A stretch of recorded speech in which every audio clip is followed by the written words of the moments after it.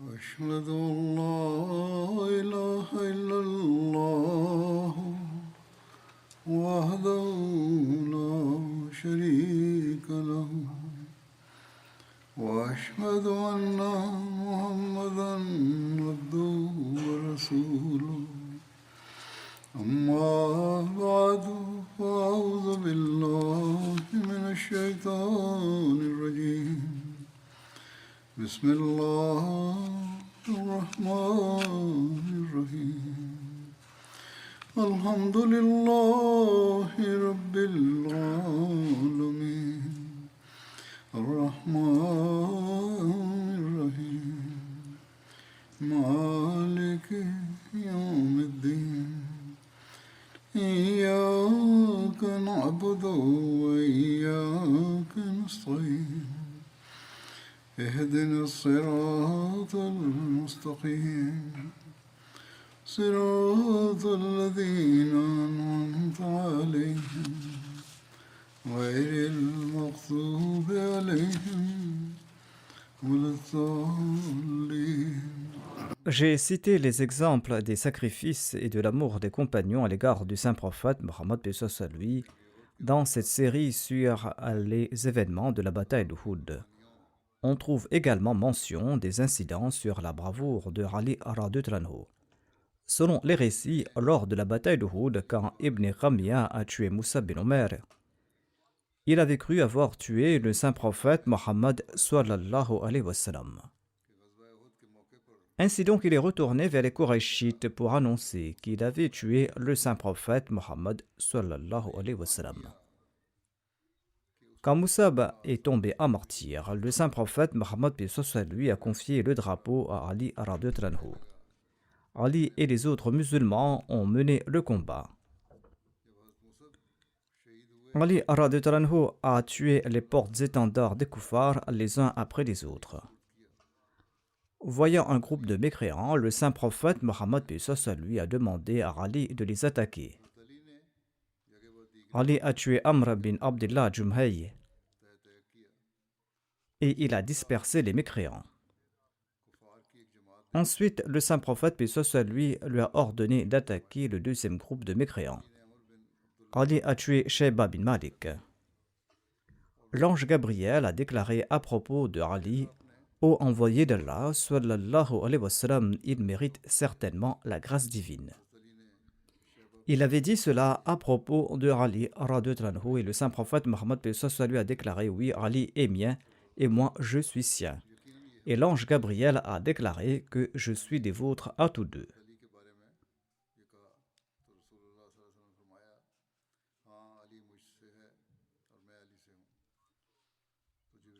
Les chiites font des exagérations à propos de ces déclarations.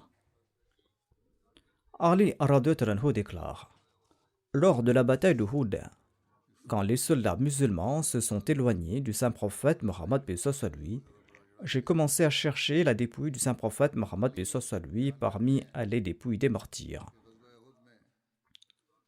Quand je n'ai pas découvert le saint prophète Mohammed lui, je me suis dit: par Allah, le saint prophète Mohammed lui n'est pas de ceux qui prennent la fuite, ni ne l'ai-je trouvé parmi les martyrs. Mais Allah est en colère contre nous et il a pris son prophète. Le salut pour moi signifie se battre jusqu'à la mort. Ali déclare: j'ai brisé l'étui de mon épée et j'ai lancé l'attaque contre les mécréants. Ils se sont dispersés ça et là. C'est là que j'ai découvert le saint prophète Mohammed lui entre ses koufars. Saïd bin Musayyib relate ceci: Ali avait reçu 16 blessures lors de la bataille d'Uhud. Hadrat Muslim Maud a expliqué dans ce contexte que des trésors de bénédiction sont enfouis sous les malheurs. Il déclare à ce propos: de retour de la bataille d'Uhud, Ali a confié son épée à Fatima en disant: lave mon épée, elle m'a rendu de fiers services aujourd'hui. Le saint prophète Mohammed lui entendait les propos de Ali. Il a déclaré: Ali, Ton épée n'était pas la seule à l'œuvre aujourd'hui, les épées de nombre de tes frères ont montré leur mérite aujourd'hui. Et le saint prophète Mohammed paix soit sur lui a évoqué 6 ou 7 compagnons en disant « Leurs épées n'ont pas démérité face à la tienne ». On trouve mention d'Abu Talha Ansari dans ce contexte. Anas relate que les musulmans ont été vaincus à Uhud et se sont séparés du saint prophète Mohammed paix soit sur lui. Abu Talha s'était placé devant le saint prophète Mohammed paix soit sur lui pour le protéger avec son bouclier. Abu Talha tirait de toute sa force sur ses arcs, tant et si bien qu'il avait brisé 2 ou 3 arcs ce jour-là. Il tirait avec une telle force que l'arc se brisait. Lorsqu'un compagnon passait devant lui avec son carquois de flèches, le saint prophète Mohammed paix soit sur lui demandait d'offrir ses flèches à Abu Talha. C'est-à-dire qu'Abu Talha était un bon archer et le saint prophète paix soit sur lui demandait à ce compagnon de lui confier ses flèches. Abu Talha se tenait devant le saint prophète Mohammed paix soit sur lui. Anas relate que le saint prophète Mohammed paix soit sur lui levait la tête pour regarder les autres et Abu Talha lui disait « Que mes parents soient sacrifiés pour vous, ô prophète d'Allah, ne levez pas la tête de peur qu'une flèche ennemie ne vous atteigne. J'offre ma poitrine pour vous protéger. » Il lui disait « Que mes parents soient sacrifiés pour vous, ne levez pas la tête de peur qu'une flèche ennemie ne vous atteigne. J'offre ma poitrine pour vous protéger. » Ce récit est tiré du recueil d'Al-Bukhari. Anas bin Malik ajoute qu'Abu Talha protégeait le saint prophète Mohammed paix soit sur lui avec un seul bouclier. Il était un très bon archer. Lorsqu'il décochait ses flèches, le saint prophète Mohammed paix soit sur lui levait la tête pour voir s'il avait atteint sa cible.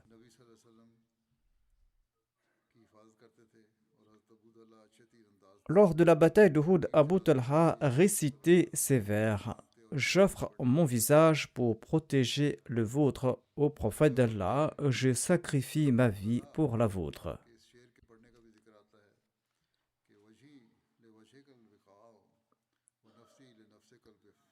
Hazrat Mirza Bashir Ahmad Sahib écrit ceci à propos d'Abu Talha al-Ansari.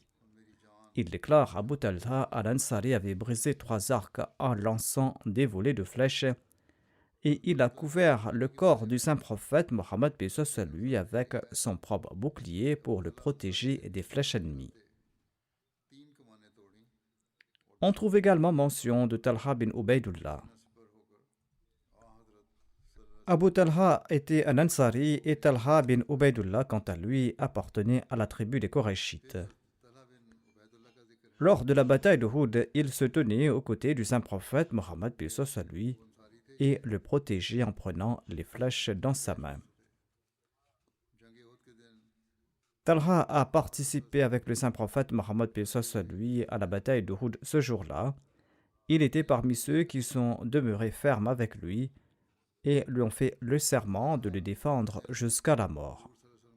Malik bin Zuhair a tiré une flèche vers le saint prophète Mohammed paix soit sur lui et Talha a protégé le visage du saint prophète Mohammed paix soit sur lui de ses mains. La flèche a touché l'auriculaire de Talha et l'a estropié. Quand la première flèche l'a touché, Talha a légèrement gémi. Le saint prophète Mohammed paix soit sur lui a déclaré que s'il avait récité la basmallah, il serait entré au paradis sous les regards de tout le monde. Qais bin Abi Hadim présente d'autres détails à propos de ce récit dans la Sirat Halbiya. Il relate « Le jour de la bataille d'Uhud, j'ai vu la main estropiée de Talha bin Ubaydullah, main avec laquelle il avait protégé le saint prophète Mohammed paix soit sur lui des flèches ennemies. Selon un récit, il aurait reçu un coup de lance dans cette main et il aurait saigné si abondamment qu'il avait perdu connaissance. Abu Bakr radhiyallahu anhu l'a aspergé le visage d'un peu d'eau jusqu'à ce qu'il reprenne connaissance. Dès qu'il a repris connaissance, il a demandé à propos du saint prophète Mohammed sallallahu alayhi wa sallam. Abu Bakr l'a informé qu'il était sain et sauf et que c'était l'envoyé d'Allah sallallahu alayhi wa sallam qu'il avait envoyé auprès de lui. Talha a répondu: toutes les louanges appartiennent à Allah.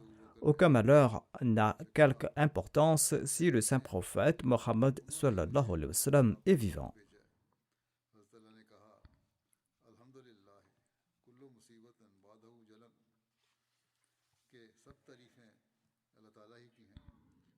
Aïcha et Ishaq, les deux filles de Talha, relatent ceci. Le jour de la bataille d'Uhud, notre père avait reçu 24 blessures, dont une qui était de forme carrée à la tête, et une veine de son pied avait été tranchée, un doigt a été estropié, il avait reçu d'autres blessures au corps.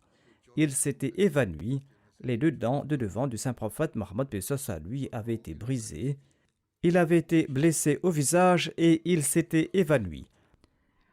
Talha l'avait porté sur son dos et il marchait à reculons, et il se battait contre tout polythéiste qu'il croisait. Talha l'avait porté dans une passe et l'avait adossé à un support.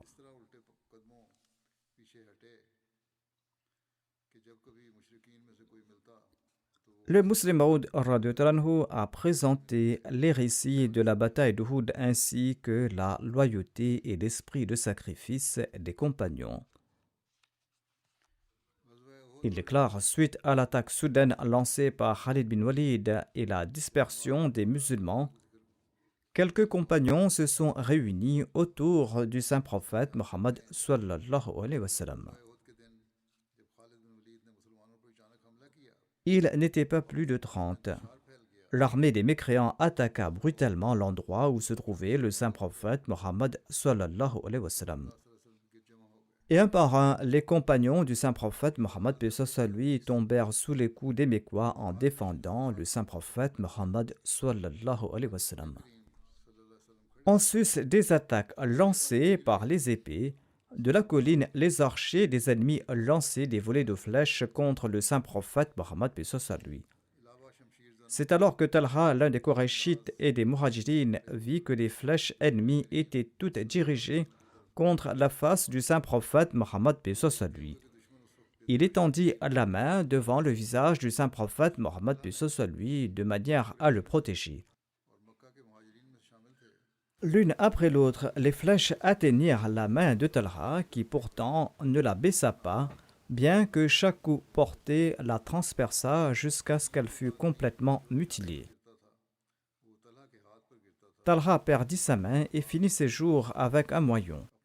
Plusieurs années plus tard, à l'époque du 4e calife de l'islam, lorsque les dissensions internes avaient éclaté au sein de l'islam, un ennemi avait décrit sarcastiquement Talha comme l'homme sans main. L'un de ses amis compagnons a répondu: sans main, oui, mais sais-tu comment il a perdu sa main?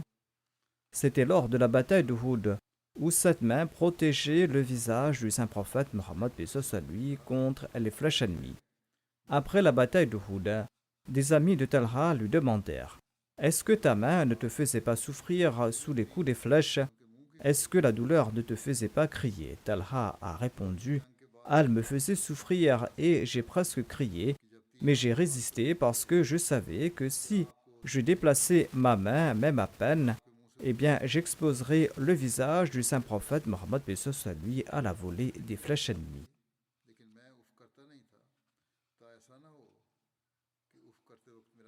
Saad bin Abi Waqqas était l'un de ces vaillants compagnons qui ont manifesté un grand courage et une grande fidélité lors de la bataille d'Uhud.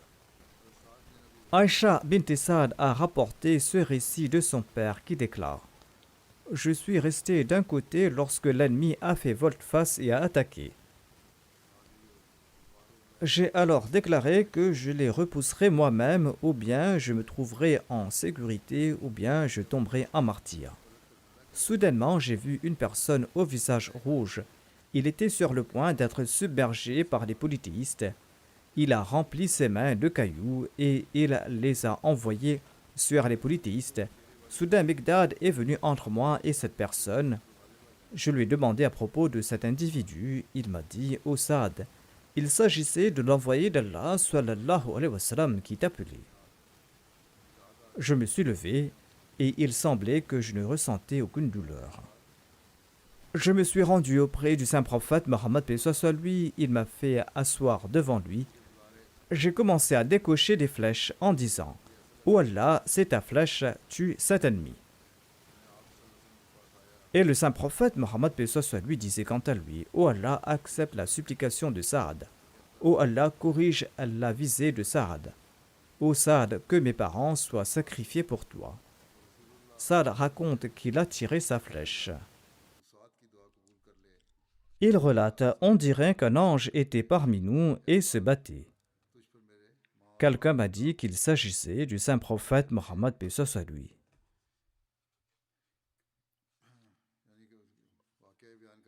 On dirait que ces combattants ont eu des visions ou que c'était la réalité. En tout cas, Saad déclare qu'il était auprès du saint prophète Mohammed paix soit lui. Saad disait que chaque fois qu'il tirait une flèche, l'envoyé d'Allah sallallahu alayhi wa sallam priait ainsi « Ô Allah, corrige sa visée et ô Allah, accepte sa supplication. » Jusqu'à ce que lorsque j'ai tiré ma dernière flèche et que je me suis détourné, le saint prophète Mohammed paix soit lui a vidé son carquois et m'a donné une flèche sans plume et sans pointe, une flèche qui était plus rapide que les autres. Allama Zuhri a écrit que Saad avait tiré 1000 flèches ce jour-là.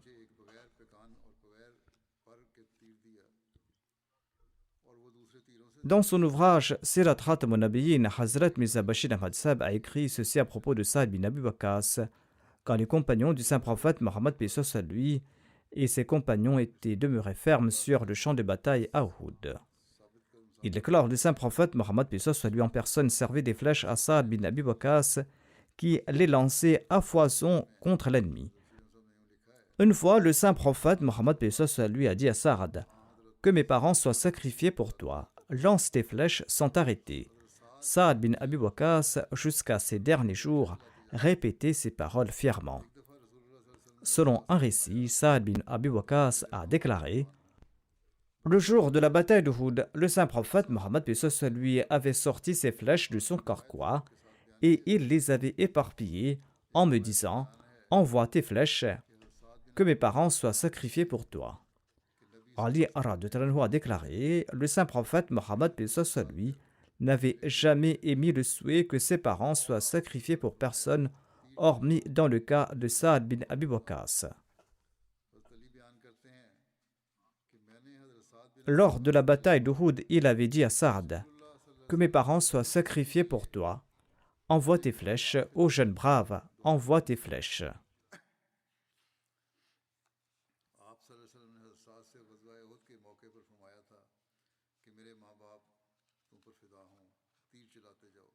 Selon le récit d'Al-Bukhari, le saint prophète Mohammed paix soit lui aurait aussi fait cette prière en faveur de Zubair bin al-Awwam.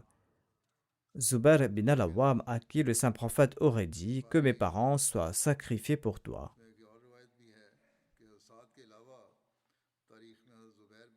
De même, on trouve mention du sacrifice d'Abu Dajjana. Selon un récit, au cours de la bataille d'Uhud, Abu Dajjana se tenait devant le saint prophète Mohammed paix soit lui et le protégeait tel un bouclier. Il se tenait devant le saint prophète Mohammed paix soit lui et le visage tourné vers lui. Abu Dajjana recevait sur son dos chaque flèche qui arrivait. Il se tournait courbé et prenait toutes les flèches dans son dos, tant et si bien que de nombreuses flèches étaient implantées dans son dos. Hazrat Mirza Bashir Ahmad Sahib décrit ainsi la fermeté d'Abu Dajjana. Abu Dajjana a utilisé son propre corps pour protéger le corps du saint prophète Mohammed paix soit lui et ce pour une longue période. Chaque fois qu'une flèche ou une pierre arrivait, il la prenait sur son corps, à tel point que son corps était couvert de flèches, mais il ne bougeait pas afin qu'aucune partie du corps du saint prophète Mohammed paix soit lui ne soit exposée et qu'aucune flèche ne l'atteigne.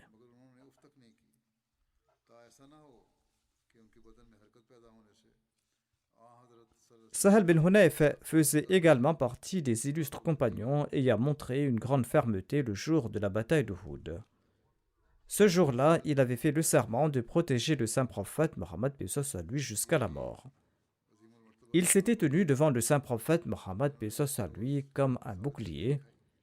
Quand les musulmans ont été dispersés en raison de l'attaque intense de l'ennemi ce jour-là, Sahal tirait des flèches de la part de l'envoyé d'Allah sallallahu alayhi wa sallam. L'envoyé d'Allah sallallahu alayhi wa sallam disait « Donnez des flèches à Sahal car il est facile pour lui d'envoyer des flèches. » On trouve également mention d'une femme compagnon nommée Ammara qui a montré un très grand courage lors de la bataille d'Uhud. Elle était une femme compagnon d'une grande fidélité et d'une grande loyauté. Son nom complet était Ammara Mazeniya. Nusayba était son nom propre.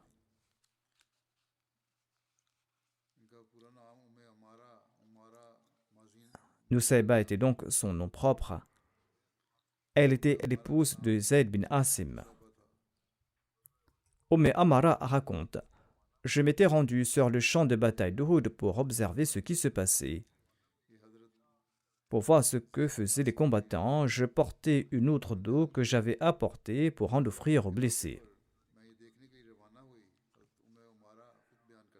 J'étais parvenu jusqu'au saint prophète Mohammed paix soit sur lui au moment où il se trouvait entre ses compagnons quand les musulmans avaient le dessus lors de la bataille. C'était donc au début de la bataille. Ensuite, soudainement, les compagnons se sont dispersés dans toutes les directions. Ceux qui étaient chargés de protéger la passe avaient quitté leur poste et les polythéistes ont attaqué par derrière. Elle relate, les polythéistes ont lancé une attaque sur le saint prophète Mohammed paix soit sur lui de toutes parts. Voyant cette situation, je me suis levé pour entrer dans la bataille. Avec mon épée, j'empêchais l'ennemi de s'approcher du saint prophète Mohammed paix soit sur lui. En même temps, je tirais des flèches avec mon arc jusqu'à ce que je sois moi-même blessé. Elle avait reçu une blessure profonde à l'épaule. On lui a demandé qui l'avait blessée. Elle a répondu « C'est Ibn Kamiya ». Ammara relate que lorsque les musulmans se sont écartés soudainement du saint prophète Mohammed paix soit sur lui et s'étaient dispersés, Ibn Kamiya s'est avancé en disant « Montrez-moi où se trouve Mohammed sallallahu alayhi wa sallam, car s'il survit aujourd'hui, moi je ne survivrai pas. » C'est-à-dire que l'un d'entre nous vivra aujourd'hui. Quand il s'est approché, Moussa bin Omer et moi-même, nous avons bloqué son chemin. Ibn Kamiya m'a attaqué et il m'a infligé cette blessure à l'épaule. C'est lui qui m'a blessé à l'épaule. Je l'ai attaqué à maintes reprises, mais cet ennemi de Dieu portait 2 cottes de mailles. Certains érudits ont écrit que Nusayba, Zayd bin Asim, son mari, et ses 2 fils nommés Khubayb et Abdullah avaient tous participé à la bataille d'Uhud. Le saint prophète Mohammed sallallahu alayhi wa sallam leur avait dit « Qu'Allah accorde sa grâce à votre famille. » Selon un autre récit, le saint prophète paix soit sur lui aurait déclaré qu'Allah bénisse votre foyer.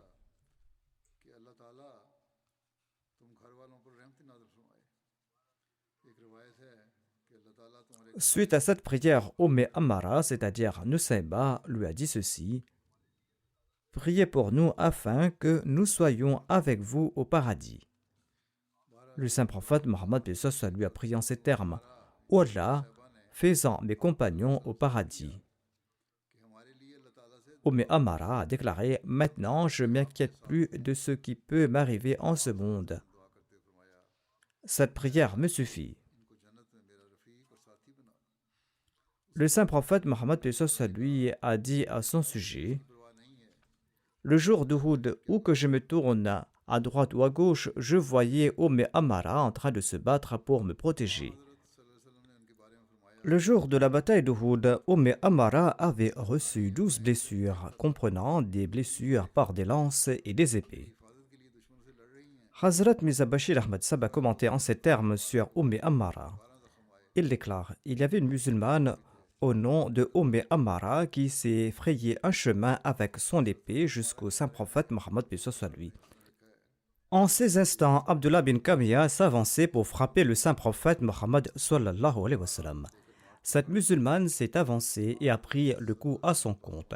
Puis elle a saisi fermement son épée, a visé et a riposté avec son propre coup.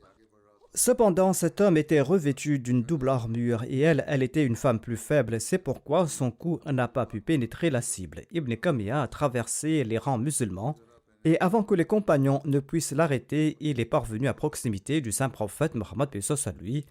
Et dès qu'il est parvenu tout près du saint prophète Mohammed paix soit lui, il a frappé le visage béni du saint prophète paix soit lui avec une telle force et une telle sauvagerie que les cœurs des compagnons ont tremblé de peur. Le courageux Talha s'était lancé et il a reçu le coup à la main, sa main qui était nue, et l'épée d'Ibn Kamiya lui a tranché la main et cette main tomba sur le flanc du saint prophète Mohammed paix soit lui. Mais par la grâce de Dieu, aucune blessure n'a été infligée au saint prophète Mohammed paix soit lui qui était revêtu d'une double armure. Et la force du coup avait également été atténuée grâce au courage de Talha. Mais sous l'effet du choc, le saint prophète paix soit lui a fait une pirouette et est tombé à terre. Et Ibn Kamiya a poussé un autre cri de joie en disant que j'ai tué Mohammed sallallahu alayhi wa sallam. Et a frappé le saint prophète Mohammed paix soit lui, Ibn Kamiya s'est écarté en lançant son slogan de joie. Et dans sa propre fantaisie, il pensait qu'il avait tué le saint prophète Mohammed paix soit lui. Cependant, dès que le saint prophète paix soit lui a touché le sol, Ali et Talha l'ont relevé. Lorsque les musulmans ont eu l'assurance que le saint prophète paix soit lui était vivant et sain et sauf, leurs visages décolorés se sont illuminés de joie. Peu à peu, l'ardeur de la bataille a commencé à s'apaiser, en partie parce que les mécréants s'étaient quelque peu détendus en croyant que Mohammed sallallahu alayhi wa sallam avait été tué. Ils ont détourné leur attention de la bataille et ont commencé à s'occuper de leurs morts, tandis que d'autres ont commencé à mutiler les corps des martyrs musulmans. D'autre part, la plupart des musulmans s'étaient également dispersés. On trouve également mention d'une conversation avec Abu Sufyan lors de la bataille ainsi que le retour des Korachites. Le jour d'Uhud, quand le saint prophète Mohammed paix soit lui et ses compagnons ont grimpé sur la montagne, ils ont été poursuivis par les mécréants. Selon le recueil d'Al-Bukhari, Abu Sufyan a lancé à 3 reprises: Mohammed sallallahu alayhi wa sallam se trouve-t-il parmi vous? Le saint prophète Mohammed paix soit lui a empêché ses compagnons de lui répondre. Ensuite, à 3 reprises, Abu Sufyan a demandé: le fils d'Abu Quhafa se trouve-t-il parmi vous? C'est-à-dire Abu Bakr se trouve-t-il parmi vous? Ensuite, il a demandé à 3 reprises si le fils de Khattab, c'est-à-dire Omar, était toujours vivant. Ensuite, Abu Sufyan s'est tourné vers ses compagnons et il a déclaré: ces 3-là ont été tués. En entendant cela, Omar n'a pas pu se retenir et il a déclaré: ô ennemi d'Allah, tu es en train de mentir. Les personnes que tu as citées sont bel et bien vivantes. Tu devras endurer encore bien des choses déplaisantes. Ce récit est tiré d'Al-Bukhari. Abu Sufyan a déclaré: ceci est notre vengeance suite à la bataille de Badr. Le conflit armé ressemble à un seau d'un puits. Tantôt celui-là remporte la victoire, tantôt l'autre. Vous verrez certains de vos morts dont les nez et les oreilles ont été tranchés, c'est-à-dire qu'ils ont été mutilés. Quoique je n'en ai pas donné l'ordre, mais je ne désapprouve pas non plus cette action. Ensuite, il a lancé ce cri de guerre: gloire à Hubal! Gloire à Hubal! Le saint prophète Mohammed paix soit lui a déclaré: n'allez-vous pas lui répondre? Les compagnons ont demandé: que devrons-nous répondre au envoyé d'Allah? Il a déclaré: annoncez qu'Allah est le plus haut et le plus glorieux. Abu Sufyan a répondu: Uzza est notre idole et vous n'avez point d'Uzza. En entendant cela, le saint prophète Mohammed paix soit lui a déclaré: n'allez-vous pas lui répondre? Bara bin Azib relate que les compagnons ont demandé: ô envoyé d'Allah, que devons-nous lui répondre? Il a déclaré: annoncez, Allah est notre aide et vous n'avez pas d'aide. Allah est notre aide et vous n'avez pas d'aide. Après cela, Abu Sufyan a dit aux musulmans, l'année prochaine, nous allons nous retrouver sur le champ de bataille de Badr. En réponse, le saint prophète Mohammed lui a demandé à l'un de ses compagnons de répondre, oui, nous acceptons de vous rencontrer. Dans son ouvrage Sirat Khatamun Nabiyyin, Hazrat Mirza Bashir Ahmad Sahib a commenté en ces termes sur ces événements. Tandis que les musulmans étaient occupés à soigner les blessés, du côté opposé sur le champ de bataille en contrebas, les Qurayshites de la Mecque mutilaient sans pitié les corps des martyrs musulmans. La coutume sauvage du Muthla était appliquée dans toute sa barbarie et ces bêtes assoiffées de sang de la Mecque faisaient ce que leur cœur désirait des corps des martyrs musulmans. Les femmes des Qurayshites ont coupé le nez et les oreilles des musulmans et les ont portés en guirlande. Hind, la femme d'Abu Sufyan, découpait le foie de Hamza et le mâchait. En accord à la parole de Sir William Muir, les Qurayshites ont commis de nombreux actes de mutilation barbare sur les victimes musulmanes. Les chefs de la Mecque ont cherché longtemps la dépouille du saint prophète Mohammed lui sur le champ de bataille et leurs yeux brûlaient d'assister à ce spectacle, mais ce qui était introuvable ne pouvait être trouvé. Cela était en effet impossible car le saint prophète ne se trouvait pas là-bas. Ayant perdu espoir dans sa quête, Abu Sufyan a pris quelques-uns de ses partisans et s'est dirigé vers le col de la montagne où les musulmans s'étaient rassemblés et se tenant à côté, il a crié aux musulmans, Mohammed sallallahu alayhi wa sallam est-il parmi vous? Le saint prophète, paix soit sur lui, a interdit à quiconque de répondre. Ainsi, les compagnons sont demeurés silencieux. Ensuite, il s'est enquis à propos d'Abu Bakr et d'Omar, mais conformément aux instructions du saint prophète, paix soit sur lui, personne n'a répondu. Sur un ton des plus arrogants, il a crié d'une voix forte. Tous ces gens ont été tués, car s'ils étaient vivants, ils auraient répondu. En entendant cela, Omar était incapable de se retenir. Il a lancé de manière incontrôlable ô ennemi d'Allah, tu es en train de mentir. Nous sommes tous vivants, et Allah est avec nous, et Allah va vous déshonorer par nos mains. En reconnaissant la voix de Omar, Abu Sufyan a demandé, dis la vérité Omar, Mohammed est-il vivant? En effet, a répondu Omar, par la grâce d'Allah, il est vivant, il écoute chacune de tes paroles. D'une voix relativement basse, Abu Sufyan a déclaré, Ibn Qamiya a menti parce que je te considère comme plus véridique que lui. Ensuite, Abu Sufyan a lancé à haute voix, Ô Hubal, exalté soit ton nom. Sur l'instruction du saint prophète Mohammed paix soit lui, les compagnons étaient demeurés silencieux. Mais le saint prophète Mohammed paix soit lui, qui avait ordonné le silence pour son propre nom, était tout agité d'entendre le nom d'une idole contester celui du nom de Dieu l'exalté. Et il a demandé pourquoi ne répondez-vous pas? Les compagnons ont demandé au messager d'Allah, que devons-nous répondre? Le saint prophète a dit, proclamez, la grandeur et l'honneur n'appartiennent qu'à Allah l'exalté. Abu Sufyan a répondu, nous avons Uzza, mais vous n'avez pas d'Uzza. Le saint prophète Mohammed lui a demandé à ses compagnons d'annoncer, Uzza n'est rien, Allah est notre aide et vous n'avez pas d'aide. Après cela, Abu Sufyan a déclaré, la guerre est comme un seau, parfois elle monte, parfois elle descend. Considérez cette journée comme la réplique de la journée de Badr. Vous allez trouver sur le champ de bataille des corps qui ont été mutilés. Je n'ai pas donné l'ordre de mutiler ces corps, mais quand j'ai appris cela, je n'ai pas non plus trouvé cette action de mes hommes déplaisante. L'année prochaine, nous allons nous retrouver à Badr durant ces mêmes jours.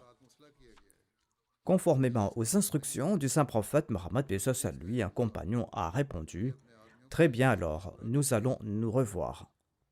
Après avoir prononcé ces paroles, Abu Sufyan est parti avec ses hommes, et l'armée des Qurayshites a pris rapidement la route de la Mecque. Hazrat Mirza Bashir Ahmad Sahib écrit qu'il est étrange de constater qu'à cette occasion, bien que les Qurayshites avaient remporté la victoire contre les musulmans, et compte tenu de leurs moyens apparents, Ils auraient pu, s'ils l'avaient voulu, profiter davantage de cette victoire et ils avaient le champ libre de s'attaquer à Médine. Cependant, la puissance de Dieu était telle que malgré cette victoire, les Korachites étaient frappés d'effroi et considérant la victoire sur le champ d'Uhud comme une aubaine, ils ont jugé sage de se hâter vers la Mecque. Mais par mesure de précaution, le saint prophète Mohammed lui a envoyé un groupe de 70 compagnons, comprenant Abu Bakr radhiyallahu anhu et Az-Zubair radhiyallahu anhu, pour poursuivre les troupes mécoises. Il s'agit là d'un récit d'Al-Bukhari. Les historiens mentionnent que le saint prophète Mohammed lui avait envoyé Ali radhiyallahu anhu à leur poursuite, ou selon d'autres narrations, il s'agirait de Saad bin Abi Waqqas en leur disant « Tentez de savoir si les troupes mécoises envisagent d'attaquer Médine. » Il a ajouté « Si les Korachites voyagent à dos de chameau et que leurs chevaux sont libres, cela signifie qu'ils rentrent à la Mecque et qu'ils n'ont pas l'intention d'attaquer Médine. Et s'ils voyagent à cheval, cela signifie que leurs intentions ne sont pas bonnes. » Le saint prophète, paix soit sur lui, a mis l'accent sur le fait qu'il doit être informé immédiatement si les troupes mécoises prennent la direction de Médine. Et il a déclaré que si les Korachites attaquent Médine maintenant, par Dieu, nous allons les combattre et nous leur ferons regretter leur attaque. Les hommes envoyés par le saint prophète Mohammed paix soit sur lui sont partis et sont revenus rapidement avec la bonne nouvelle que l'armée des Korachites se dirigeait vers la Mecque. Hadrat Muslim Maud a commenté sur les blessures subies par le saint prophète Mohammed paix soit sur lui, sur son évanouissement ainsi que les événements qui ont suivi. Il déclare: peu après, le saint prophète paix soit sur lui a repris connaissance et les compagnons qui l'entouraient ont envoyé des messagers dire aux musulmans de se rassembler. Les forces dispersées ont commencé à se réunir et ont escorté le saint prophète Mohammed paix soit sur lui jusqu'au pied de la colline. Quand le reste de l'armée se trouvait sous l'ombre de la colline, Abu Sufyan a crié: nous avons tué Mohammed sallallahu alayhi wa sallam. Le saint prophète Mohammed paix soit sur lui a entendu les paroles d'Abu Sufyan mais a interdit aux musulmans d'y répondre de peur que l'ennemi, connaissant la vérité, n'attaquât encore et que le petit groupe de musulmans blessés et épuisés n'eût à combattre de nouveau l'ennemi. En ne recevant aucune réponse des musulmans, Abu Sufyan a pris pour certain la mort du saint prophète Mohammed paix soit sur lui et il a crié à tue-tête: nous avons aussi tué Abu Bakr. Le saint prophète paix soit sur lui a interdit également à Abu Bakr de répondre. Abu Sufyan a lancé un troisième cri: nous avons aussi tué Omar. Cette fois, Omar, un homme emporté, n'a pas pu se contenir et il a voulu crier: nous sommes tous vivants et par la grâce d'Allah, nous sommes prêts à vous combattre et à vous briser le cou. Mais le saint prophète paix soit sur lui a imposé la même interdiction afin de ne pas faire souffrir les musulmans et de maintenir le silence. Les mécréants étaient sûrs et certains que le saint prophète Mohammed paix soit sur lui et ses bras droits ont été tués. Abu Sufyan et ses comparses ont poussé le cri: gloire à Hubal, gloire à Hubal. Gloire à Hubal, car Hubal a mis fin à l'islam aujourd'hui. Le Muslim Maud déclare: le saint prophète Mohammed paix soit sur lui avait refusé de rectifier une déclaration concernant ce rapport mort. Il avait refusé de rectifier une déclaration concernant la mort d'Abu Bakr et d'Omar pour des raisons stratégiques, car seuls restaient quelques musulmans blessés de son armée que l'ennemi pourrait facilement tuer. Mais maintenant qu'il était question de l'honneur d'Allah l'unique et que l'ennemi glorifiait le polythéisme sur le champ de bataille, le saint prophète paix soit sur lui ne pouvait supporter une telle insulte. Son esprit s'est enflammé, il a regardé avec colère les musulmans qui l'entouraient et a demandé pourquoi demeurer silencieux et ne pas répondre à cette insulte. Les compagnons ont demandé: que devons-nous répondre au prophète d'Allah?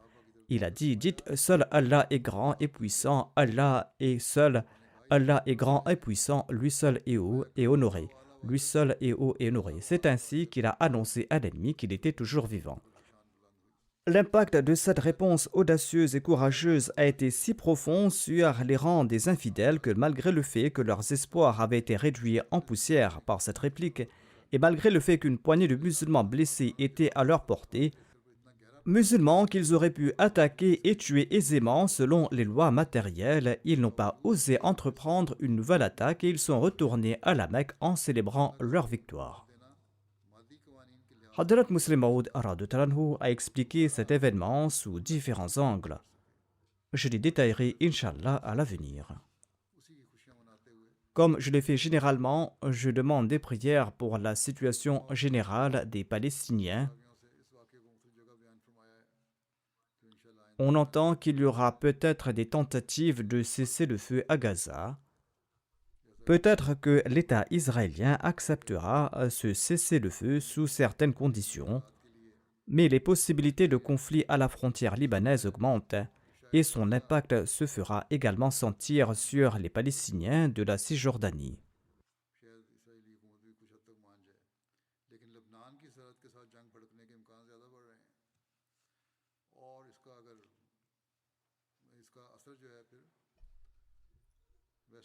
En tout cas, il n'y a aucune trace de justice de la part des États occidentaux. Maintenant, leurs propres commentateurs commencent à écrire ouvertement que l'oppression a atteint son paroxysme. Le dirigeant américain attise ces guerres pour améliorer l'économie de son pays. En effet, leurs revenus augmentent car leur production d'armes est en augmentation.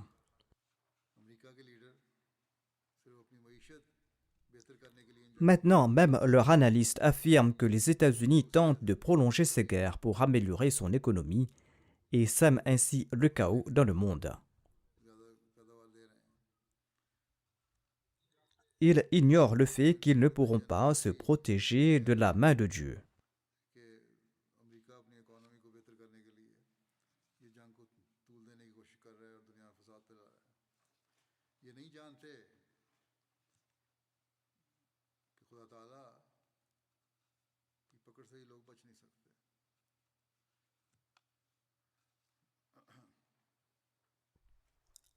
En tout cas, par leurs prières et par leurs contacts, les Ahmadis doivent jouer leur rôle pour prémunir cette destruction.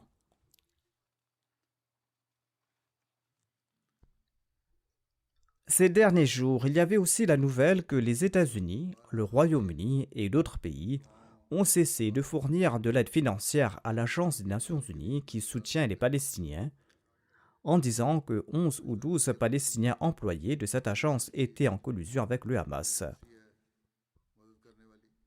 Cela a conduit à l'injustice qui est de priver d'aide les Palestiniens. Cela a pour seul but de les contraindre.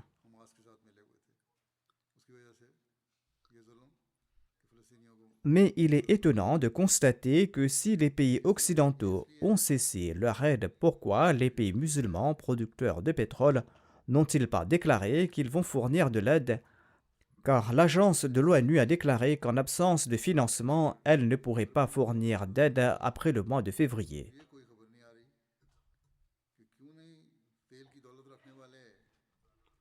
Qu'Allah accorde la capacité aux pays musulmans de jouer leur rôle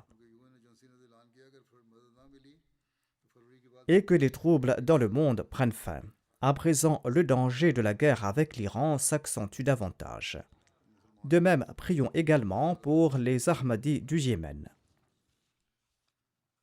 L'un de nos dévoués Ahmadis du Yémen est également décédé pendant sa détention, car il n'avait pas reçu les soins nécessaires. Les détails sont difficiles à obtenir, mais de toute façon, priez pour ces Ahmadis qui sont en proie à ces difficultés. Et Inch'Allah, dès que les détails supplémentaires seront disponibles, je dirigerai les prières funéraires du défunt. Priez également pour les Ahmadis du Pakistan. Les Ahmadis sont constamment ciblés en raison des intérêts politiques de certains, et certaines organisations extrémistes représentent également une menace pour la Jamaat. Les Ahmadis font face à un double danger en tant que citoyens et en tant que membres de la communauté. Priez pour qu'Allah protège les Ahmadis partout, que ce soit à Rabwa ou dans d'autres villes. et qu'Allah renverse les méfaits des méchants contre eux, et qu'Allah protège les Ahmadis dans chaque pays, et que le monde reconnaisse que sans retourner vers Allah, il n'y aura pas d'autre voie pour leur survie.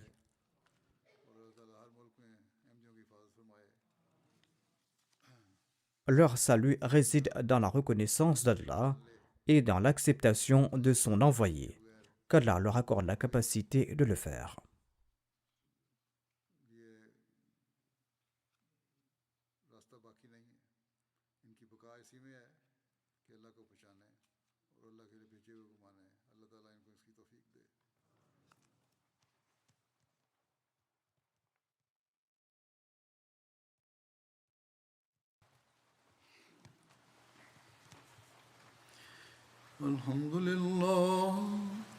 الحمد لله نحمده ونستعينه ونستغفره ونؤمن به ونتوكل عليه ونعوذ بالله من شرور أنفسنا ومن سيئات أعمالنا من يهده الله فلا مضل له ومن يضلل فلا هادي له ونشهد أن لا إله إلا الله ونشهد أن محمدا عبده ورسوله عباد الله رحمكم الله إن الله يأمر بالعدل والإحسان وإيتاء ذي القربى وينهى عن الفحشاء والمنكر والبغي يعظكم لعلكم تذكرون اذكروا الله يذكركم وادعوه يستجب لكم ولذكر الله أكبر